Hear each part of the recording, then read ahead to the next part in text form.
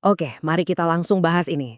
Selamat datang di sesi bedah materi kali ini, di mana kita bakal ngupas tuntas fenomena yang lagi hangat-hangatnya. Kalau Anda ngikutin pergerakan pasar saham Indonesia beberapa hari terakhir, pasti kerasa banget kan, ada energi yang beda, ada optimisme yang balik lagi. IHSG kita baru aja bermanuver bullish yang luar biasa pekan ini, dan sekarang kita akan bongkar abis-abisan apa yang sebenarnya lagi terjadi di balik layar. Agenda kita hari ini simple tapi padat. Kita mulai dari kebangkitan IHSG, lanjut ke sentimen global dan rupiah, arus masuk asing, terus kita lihat katalis pasarnya, dan pastinya berujung di strategi dan rekomendasi saham.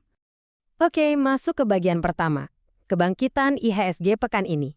Mari kita lihat realitas positif di pasar domestik kita. 7.174,32. Nah, ini bukan sekedar angka penutupan biasa di tanggal 7 Mei kemarin loh. IHSG kita sukses ngejebol level resistensi penting, dan yang bikin makin merinding, indeks sempat nembus level psikologis 7.200 pas intraday. Setelah digempur tekanan bertubi-tubi sebelumnya, indeks kita justru berhasil ngamanin posisi di zona hijau dengan sangat solid. Terus kalau kita cek market breadth atau napas pasarnya, kelihatan banget ada harmoni di sini. 370 saham nguat berbanding 315 yang turun dan 274 stagnan. Artinya apa? Rally yang kita lihat ini didukung sama mayoritas saham. Jadi bukan cuma ditopang sama segelintir saham raksasa aja. Pasarnya beneran lagi gerak bareng. Dan yang bikin kita makin yakin, pergerakan tadi divalidasi sama angka transaksi harian yang supermasif, 22,7 triliun rupiah. Bayangin, ada 39,6 miliar lembar saham yang berpindah tangan. Ini bukti nyata kalau pasar nggak cuma naik karena ilusi, ada likuiditas gede dan modal besar bener-bener lagi kerja aktif di bursa kita sekarang.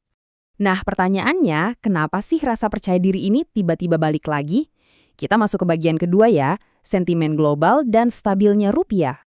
Kalau kita zoom out sedikit ke kondisi global, tensi geopolitik yang kemarin bikin kita deg-degan, sekarang udah mulai adem.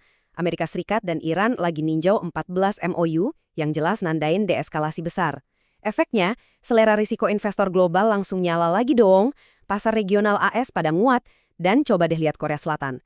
Saking semangatnya, pasar mereka sampai loncat 6% nyentuh all-time high, bahkan sampai memicu suspensi perdagangan. Uang besar lagi agresif banget nyari peluang. Di saat dunia lagi optimis, di dalam negeri kita juga dapat angin segar. Rupiah kita yang sempat bikin jantungan karena nyentuh level 17.400, sekarang udah mulai ngerem dan stabil di kisaran 17.325. Ya, nominalnya memang masih kelihatan tinggi, tapi ada satu poin penting yang harus kita ingat di sini. Ini pas banget sama pemikiran brilian dari Mas Azza di Kisi Sekuritas. Beliau ngingetin sebuah rahasia yang sering kita lupakan. Mata uang melemah itu sebenarnya bukan kiamat kok, asalkan pergerakannya melandai dan nemuin titik keseimbangan baru. Investor asing itu nggak butuh kondisi yang selalu sempurna. Mereka cuma benci sama ketidakpastian yang ekstrim.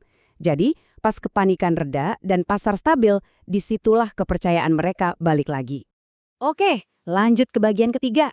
Kita bakal lihat gimana keseimbangan baru tadi langsung bikin investor asing putar balik. Coba deh kita flashback sebentar ke akhir April. Oh, tepatnya tanggal 23 April kemarin. Itu bener-bener puncak kepanikan. Bayangin aja, dana asing kabur alias outflow sampai 3 triliun rupiah cuma dalam sehari. Tapi, lihat perubahannya di awal Mei ini. Begitu rupiah stabil, asing langsung balik badan. Dana yang tadinya ngumpet di obligasi sekarang mulai ngalir lagi ke ekuitas. Dan target utamanya udah pasti saham-saham bank raksasa yang super liquid kayak BRI. Arus modal yang deras masuk ini juga kelihatan cantik banget di grafik teknikal. IHSG baru aja ngevalidasi pola pembalikan arah atau double bottom.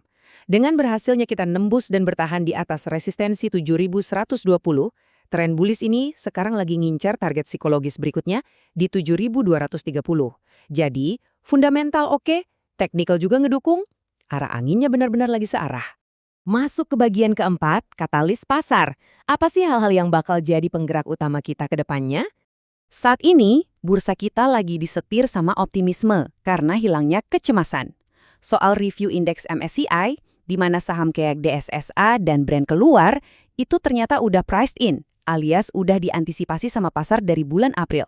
Jadi efek kagetnya udah nggak ada. Ditambah lagi, operasi Epic Fury Amerika Serikat udah resmi kelar, yang artinya satu lagi beban geopolitik global udah terangkat dari pundak investor. Kalau kita urutkan waktunya, Kita udah ngelewatin masa kelam 23 April, terus hari efektif MSCI di 12 Mei, tapi yang paling harus kita garis bawahi adalah tanggal 15 Mei. Kenapa? Karena ini adalah momen transisi penting di tubuh The Fed, di mana Jerome Powell digantikan oleh Kevin Warsh. Perubahan nahkoda ini sangat bisa merubah arah kebijakan moneter AS dan pastinya bakal ngasih efek domino yang kerasa banget sampai ke pasar Indonesia. Dan akhirnya ini bagian kelima yang pastinya udah Anda tunggu-tunggu.